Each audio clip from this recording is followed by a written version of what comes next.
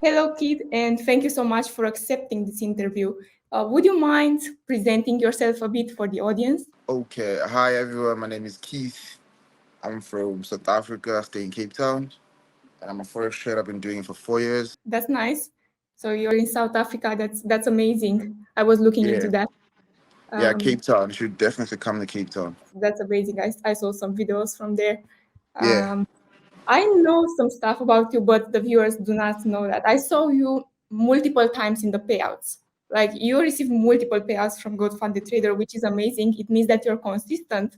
So would you be comfortable telling the audience like how many times did you obtain the payouts, the account sizes, like the percentage? I've received payouts. I think I'm on my ninth or 10th payout. Oh my God, that's amazing. I think total should be at least going up to like 20 grand or 18.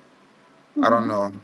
So I trade currently. I trade a 200k account, at a 100k account. I got a 50, 25k. So yeah, Are they all with GoatFunded or are you trading on multiple prop firms? I kind of traded multiple prop firms, but GoatFundedTrader was like my first go-to when you guys opened. I was like pretty sure the first person who would get an account.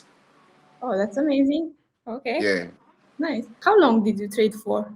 Like when did you start? I started trading in 2020 on the pandemic period. So I had time to just focus on the charts and read stuff. what determined you to start trading back then in that period? No, the thing is, I was just looking into multiple streams of income. I was a student at that time. I was studying chemistry, so I had time to look into something. I was like, I'm really interested in this thing, so I had to learn. I had to read books. That period where everyone was sitting down at home, I was reading books every day. So yeah, it was just like that. Where did you learn from? Like, did you learn it from books or did you watch some courses, some videos? Nah, for first I just went through some books. Then when I started trading, started making enough money for like being able to pay my bills, like $30, $50. That money I was compounding for paying a mentorship with Q banks. Oh, so you learned Yeah. from few books. Okay. Would you mind telling the viewers like what books did you start with?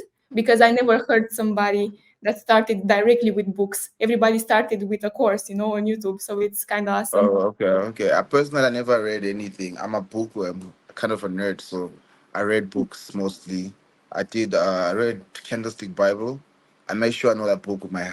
I even still like go through it just to like refresh my price action because forex trading is very simple. It's not even like complicated. The stuff that you learn from Candlestick Bible is like 168 pages. You just need to know it like the back of your hand. You don't have to complicate your life and stuff. So I started with that. I also read Baby Pips, but then at that moment, I wasn't trading currencies. I was just trading synthetic indices because I was avoiding the fundamentals. So yeah, I read Candlestick Bible a lot. Okay. And after that, you moved to the mentorship with Q Banks. That's Yeah. cool. So, would you mind sharing a little bit of your strategy? Not necessarily on chart, maybe just like a story about how you trade, like to explain a bit. Okay, I trade probably like two, three times a week, and I make Mhm. sure that I get my money out. So basically, I trade New York session. I look at what we call the daily peep cycle because obviously the market is definitely going to move a certain number of amount of pips in a day. But generally, I don't just trade it on a Monday, Tuesday. Monday's a consolidation for me. I'm just looking to find out the market weekly, classic, buy or sell. You get me? So I have to figure out if what's going on with the weeks. Then I can start trading on a Wednesday or Thursday, depending if there's economic events. I try to avoid them, and if it's a good one like USD news and gold, I'm definitely taking those CPIs and yeah. So that's how I trade. Do you consider yourself as a day trader or more like a swing trader? I'm a hard scalper. Oh, you're a scalper actually. Okay, because you told so you basically trade only on specific days, but you're a scalper, so you're everything is quick for you, like the profits and everything. Or do you keep Mm, it for longer? Because I know some. I day trade. It depends with the movements that day, but most of the times I can swing trade, but I do that with like smaller lots because I hate profit fluctuations and stuff. But Mhm. most of the times I do day trade. Like I can take maybe three or five trades on a day, maybe New York, London session, all the way to a New York session. Yeah, just in and out, just day trading. All right. And how does a trading day looks like for you? Like, are you connected to charts all of the time, watching the charts, or are you doing something else in parallel? Like, I don't know, relaxing. I'm not even watching the charts 24/7. Like I said, I look at the economic calendar. Already I can determine the days I'm going to be trading, where there's going to be volatility. Because I know Monday for me is just definitely consolidation, price still accumulated. And Tuesday, price starting to distribute. And Wednesday, we're now having an expansion. So I'm looking for days where there's volatility in the markets because there's no point really in. Obviously, I'll trade my technicals, but I like where there's more volatility for me to trade. Then I can do what I'm doing. All right.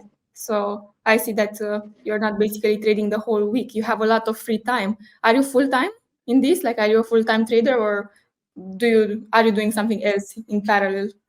I'm a full-time trader. Wow, that's amazing. You have a lot of free time. You you It's a almost lot. like It's really a lot.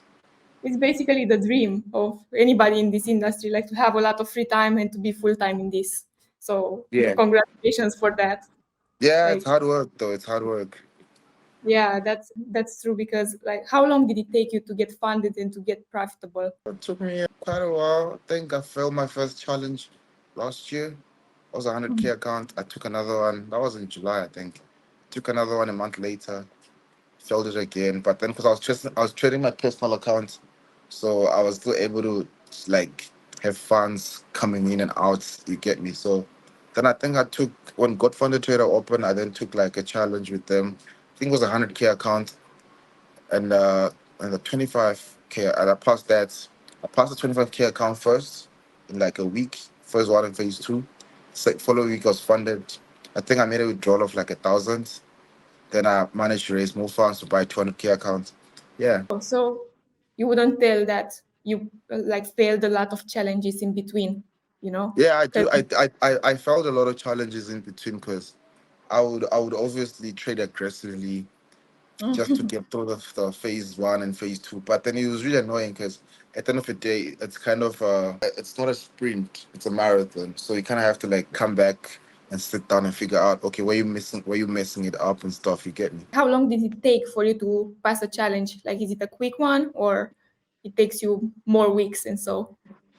Depending, because depending if what equity I'm using. If it's a 50K account, I just generally look at the maximum drawdown, and I would trade it like at a if maybe it's a 50K account. I know maximum drawdown should be like 2,000 something there. So in my mind, I'm trading it like a $2,000 account, not a 50K account. My risk is low, but obviously now with the setups that I trade, I know my risk to reward ratio, and I don't just get the setups any day. I wait for them. So whenever I see them, it's just like practicing one kick 1,000 times. You know what to do with it. So are you currently trading both on brokers and prop firms, or you switch to prop firms entirely? I do have other prop firms that I'm looking into, and I've got accounts with, and yeah, I am like I think it's two. Then GoatFundedTrader is like a third. So yeah, Okay. And what's your honest opinion about Goat since you traded a lot on it? I swear, GoatFundedTrader is like the best prop firm that I've worked with so far. The other prop firms like the Funded Trader, yeah, they're really good. I'll not lie, but for me, I found it very easy trading with GFT for some reason. I don't know why, but I don't know. I just happened to be nice for me. Oh, so, okay. What would you recommend it to the other traders that are watching? Like, what did you like the most about it? Because honestly, prop firms are similar, like are really similar in characteristics. But what made you buy Goat Funded? No, the thing is, I bought accounts with GoFundedTrader because I like the approach that they were using, like having a forex trader being the CEO and literally doing the job for forex trader. So basically, this person understands what we go through. You get me? So unlike other CEOs for like whatever prop firm that you don't even know the CEO. Like you get so. Edward, I actually text him sometimes on Twitter and he's very responsive. So having that interaction, knowing that you're safe, because I had an account with my F. This is my Forex funds. They shut down when I had an account with them, so I was expecting payouts. So, there was no communication in between. You didn't even know the CEO. You didn't even, so you're just talking through the server and nothing really. So, and everything just shut down. It was just weird for me. So when I was looking for a new prop firm, I was just looking into the discords. I have to watch over and over, see how they're responding. You get me? And yeah, like I really like the whole interaction. Yeah, that's true. That's true. I agree with that. Like it's kind of sketchy to not know who's behind the pro firm because I was looking at some pro firms like 2, 3 days ago. I wanted to try something new, and I was like, wow, like I can't really trust these pro firms because I don't know anything about what's happening behind. They are new, they are fresh, and there's nobody behind them. So yeah, it's very important from my perspective as well to like check on them. I like that you said that you were on Discord, like you really looked for opinions of other traders before choosing one. Because it's a pity to just like throw money in some random pro firm and to never get paid out. It's the That worst. is very true. Yeah, especially when you work a lot on your accounts. Because Yeah, like there's so much work that we put into these accounts. So yeah, you can't really just afford to lose it just like that. At least tell us you're gonna close, then we know, then we can figure out other things. Not like abruptly things are just shutting down. yeah, true. So I talked a lot with you about technical analysis, fundamentals, but I didn't cover the psychology side. Do you think that it's important, like, to have a great psychology in trading? Yeah, like you can't trade without psychology, to be honest. You need to be balanced psychologically for you to be able to take trades. Because first of all, you need to journal your trades. You need to know your data. You need to collect the data, and you need to know what kind of setups you trade. You need to know how the market revolves around those setups you're trading. Also, it's not even a sprint like that where you need to make 10,000 US dollars or 5,000. Mentally, if you're not there, you're not there yet. If your capacity is to make 50, 100 US dollars a day, definitely take that, because over a period of time, you're compounding that money in a month. It's definitely amounting to quite a lot of money, which you probably will not get on your 9 to 5. So I would most of the times take my trading like, okay, how much does an average doctor earn? How much does an average engineer earn and stuff? So I try to imitate those figures. And then I realized, look, it's quite easy if you've got a plan. If you're making $500 a day, $200 a day. Your payout is in 2 weeks. Your payout is in a month. Try to be consistent, and you realize at the end of the day, you've got a monthly salary, which is pretty much higher than a normal doctor. Normal, because you can make that in a day if you want to. You can get another account, build, get momentum. You get me? Yeah. So psychologically, you need to know what you're doing. Don't just trade like you're rushing to get to the finishing line, because you're gonna definitely get disappointed. Yeah, that's smart. That's a smart way of seeing it. And what about when we lose a lot, like when we are in a losing streak? Because I'm pretty sure that the people that are watching this video most likely passed some challenges and like breached some. Yeah, Maybe- true. Listen, the thing is to like what I'm saying. It's not the idea is not to trade every day. Okay, if you're trading every day, that is a problem, because you need to analyze. You need to let the market play out. So when you're in drawdown, the idea is to relax, evaluate your strategy. It's not like your strategy is bad. There's obviously something that you're not doing correctly, because after back testing, getting hours in of back testing, now you know you've got a perfect strategy, but definitely you're missing it based on this and that and that. So rather evaluate and see, like, okay, so I'm missing it here. Journal that, see the data, see the price action. What are you missing? Learn the price action around your setups. So if I am going through this, I need to wait for this. Most of the times people are selling when the market is still buying. It doesn't even giving you signs or rejection candles to start selling. And already, because it's gonna sell at this region, but then you start taking. So fear of missing out. When rather you could be the last person to enter, do a momentum trade. When the market is already moving. Break and retest, you're already in. Sometimes it's just the smaller things that we're not looking into. Hence, if you're in drawdown, I'd obviously say the same way you're risking a percentage of your account, you could also try to cut down. Say if you're risking a percentage of an account, maybe like 100K account, you're obviously risking 1,000 US dollars. So instead of trying to keep risking a percentage, try to cut down your to 0.2, try and recover the loss, and try to build a float in your account to then start risking a percentage. You get me?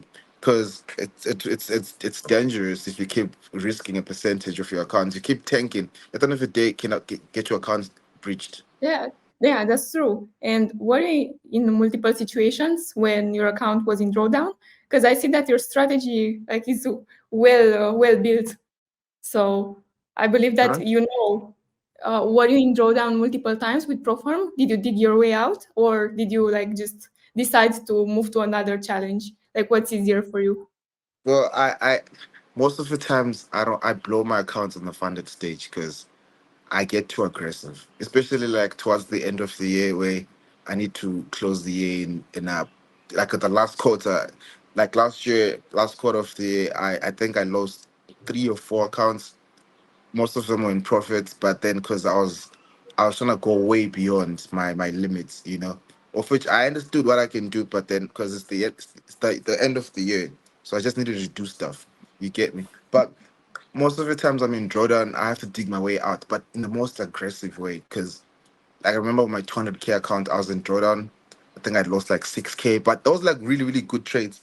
I just happened to miss, like my stop loss gets triggered, and I'm like, then the market reverses. I'm like, ah, so I stopped taking the trade. I remember at some point I was like, I think I was in a, yeah, 6 7K, and I was really really really like, I'm like, okay, so I need to really make this work, and I had to take a trade. I spent like 2 weeks planning a trade, and that was the CPI data that was coming on a Thursday. So I waited for that, looked at the market, literally looked at how it's responding to my analysis and how it's doing. So hence the time the New York session was opening, I knew what to do with it because I've been looking at that data for a long period, and I was confident with this trade because I realized there's no point in me just trying to. It's going to probably take me way longer because I still have to make the profits recover. It's really really really draining mentally. So I just had to take a risk with it. You know what I mean? Because I didn't mind. I was probably, if I lose the account, I'm gonna buy another one. But at the same time, it was a calculated risk. It wasn't just trading like you're gambling and stuff. So yeah, I managed to pass my account a few weeks later after recovering.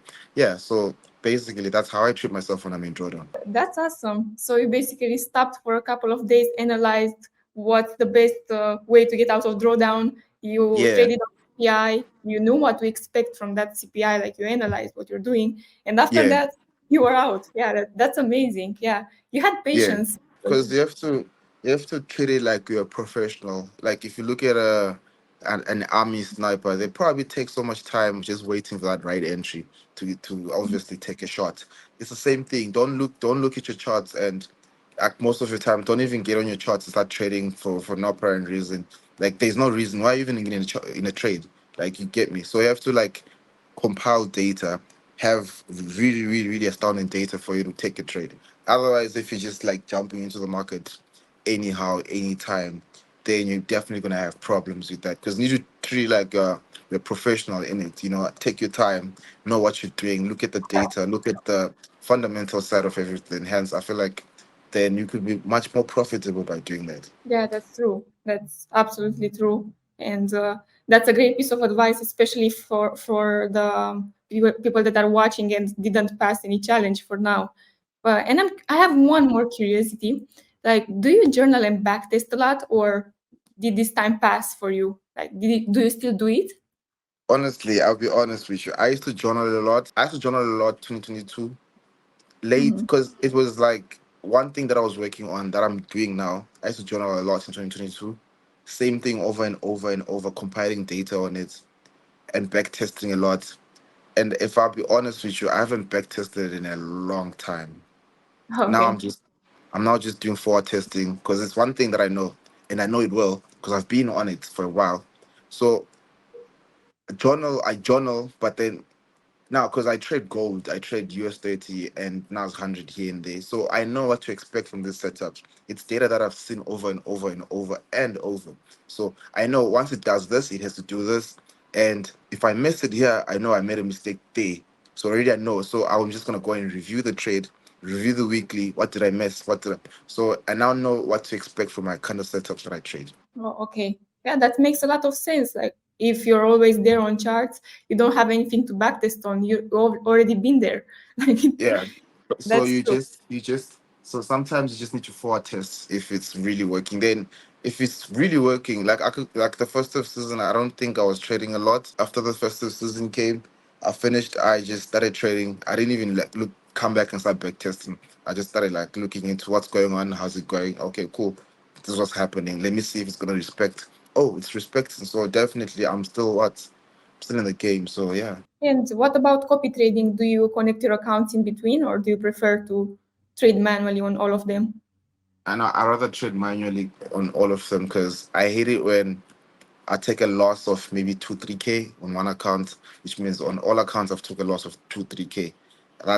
So I'd rather just give myself time for each account, maybe a week in between. Yeah, imagine breaching all of them at once, like all your work just vanishing. It's terrible. Yeah. And that's a lot of money you use to purchase those accounts. So Yeah, that's true. You gave a lot of gems in here, and I'm pretty sure that everyone appreciates your words and your honesty because everyone is curious. Like, how does a funded trader trades? What does a day look like in a funded trader? yeah, my day is so simple. I don't even do much, honestly. I just hang out, chill at home, play PS5, look at the Mhm. markets maybe for like 20, 30 minutes. I know it's not my time to trade, so I'm not even into it. I leave it. Come back New York session. Oh, what's going on? So this thing actually respected this. Okay, hence maybe I could get a good trade out of this. Okay, cool, definitely. Get my money out. Okay, go to the gym, come back. Next a new day, do it again over and over. It's living the life, basically. Everyone. It's really living just the life, but you need to get more out of it. Oh, I Yeah. see. Because it's I the get. start of the year, so he's still trying to. He's still. I'm basically not trying to risk more at this point, So I'm just trying to take it easy because I think this month with GoatFundedTrader, I got paid out 18,000. So Mhm. yeah. So I've been doing it the way I've been doing it, very chilled, just like literally like taking notes, seeing what's going on, waiting for my. So basically, I'm being paid to be patient now because I realize most of the times if I'm impatient, I trade in London session, I lose money. So I now know if I trade in London session, I'm probably gonna lose money. So hence, I don't look at it. I know what to expect from it. Hence, when my liquidity comes from the New York session, I know how to react because I like liquidity. So the market is moving. I like volume. So for me, that's what I'm looking into. Okay, I see. Yeah, that's an interesting approach, and I'm so happy that I get to discuss with all the funded traders because I always see different approaches from different people that are all funded. Like it's so interesting that with many different styles you can actually achieve payouts, which is awesome. So maybe do you have any kind of advice, like a last piece of advice for the people that are watching? Honestly, forex trading is hard and easy at the same time. It's still hard for me because there's levels that I want to reach to, but for other levels that I've passed, I've seen how I had to do it. I had to keep pressing. I had to lose. I had to come back. I had to bounce back. So at some point in your life, you need to just find out what works for you. Don't try to imitate what somebody else is doing. Literally just find out what works for you in the market. How do you like to trade? Are you patient enough to hold your trades? Are you patient enough to wait for your trades to come in? Like, because I'm pretty sure everybody sees that one setup twice or three times a week, the way they trade. But then, because most of the time, trying to predict the market to say it's gonna do this based on that, so you can see this. No, rather trade what you see when you've seen it. You get it. Then I'm pretty sure it's gonna have different results. Because if you're rushing to get to the money, you're gonna be out of the game. And the idea is to be there for a long time, longevity. If you want to be a trader, because you can't make 10,000 today, then next week you can't make any because you've lost your account. Yeah, true. Discipline and compounding, that's the key. Yeah, yeah. If you're in a 30-day payouts, if you can make 200 every day or $100 every day, by the end of the month you've probably got what, four figures payouts. That's smart. Yeah, that's true. You just need to have patience for it. So the time you're seeing your setup, if you've practiced that one setup over 1,000 times, you obviously know what to do with it. Can make you 500, 1,000 US dollars, and you know your week. If you want to make a target of, because the idea is you want to make money in a month, you need to win daily. You won't need to win weekly. So you just need to know how much you need to make a week to make your monthly target. How much you need to make a day to make your weekly target. At the end of the day, if you're doing that consistently, you're gonna have a profit every year. You get. Yeah, that's extremely smart. Like just to set goals, to set targets for yourself. Because I can't just wake up and say today I'm gonna make 5,000 US dollars. No, if I'm getting to a trade, I know the trade's got potential to still go beyond my direction. Definitely, if I'm seeing I'm floating 500 US dollars on my trade, I am taking that money out. Close my trade, I'll see tomorrow. That's my week daily target. If I'm making 200, I'm not. If I'm floating 50 US dollars on my trade, and that's my target for the day, I'm not even trying to look for more. I'll probably break even, let the market swing. But if it doesn't come back to break even, I'm taking that $50 with my chin up. That's exactly how you should behave, because after all, trading is a game of probabilities. You can be right all the time. You just have to go back tomorrow and to like have the same energy as yesterday. Like you don't have to believe that if you lost yesterday, the next day will be bad. It's pretty important. You should have a plan all the time. Yeah, you gave a lot of great advice in here, honestly, and I really appreciate it. And thank you so much for accepting this interview. I'm pretty sure that it's going to be valuable for all of the people that are watching. And I really hope that they are watching from start to finish, because every question, honestly, you dropped some important information. This is how I feel. So thank you so much, Keith, for this. You're welcome. Thank you so much.